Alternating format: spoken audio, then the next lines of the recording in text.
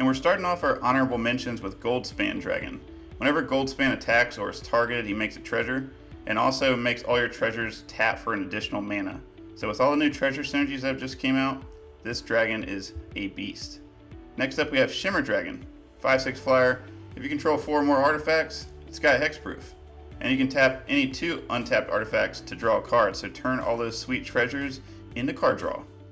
And then we have Atarka, which gives all your dragons double strike when they attack. So not only are your dragons flying and humongous, but now they're hitting for double strike. Yep, that'll be a game ender. At number 10 we have Terror of the Peaks. It's a 5/4 flyer with ward, pay 3 life, and whenever another creature comes in the battlefield under your control, Terror of the Peaks deals damage equal to that creature's power to any target.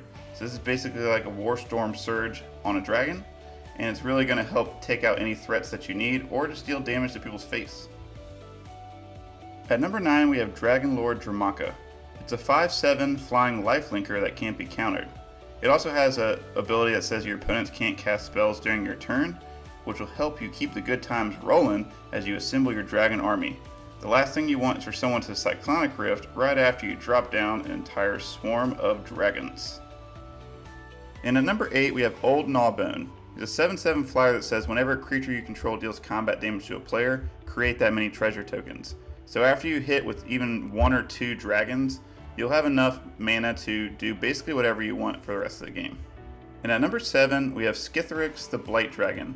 It's a 4/4 flyer with Infect.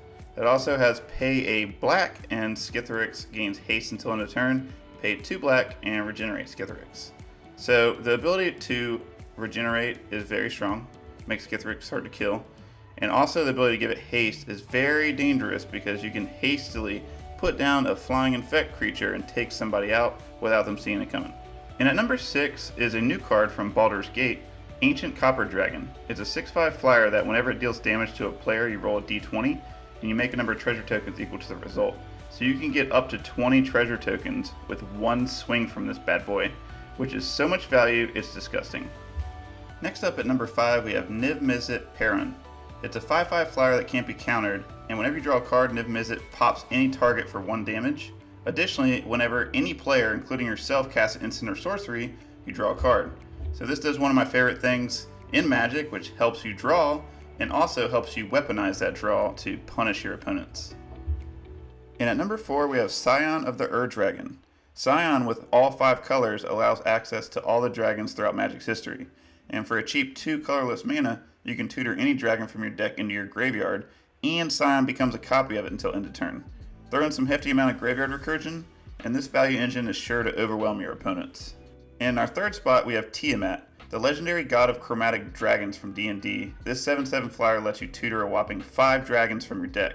This amount of value is hard to match, and can let you reliably pull the strongest dragons out of your deck to handle any situation. And at number 2 we have Hellkite Tyrant. It's a 6/5 flyer with trample, which is already scary, but when Hellkite hits an opponent, you get all their artifacts. Goodbye, Mana Rocks.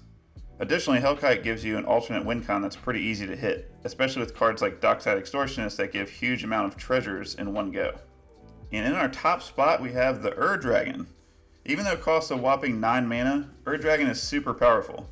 Its Eminence ability discounts the cost of all dragons by 1, and once it's on the battlefield, you'll be drawing cards for days with your attacking dragons and slamming down huge spells for free.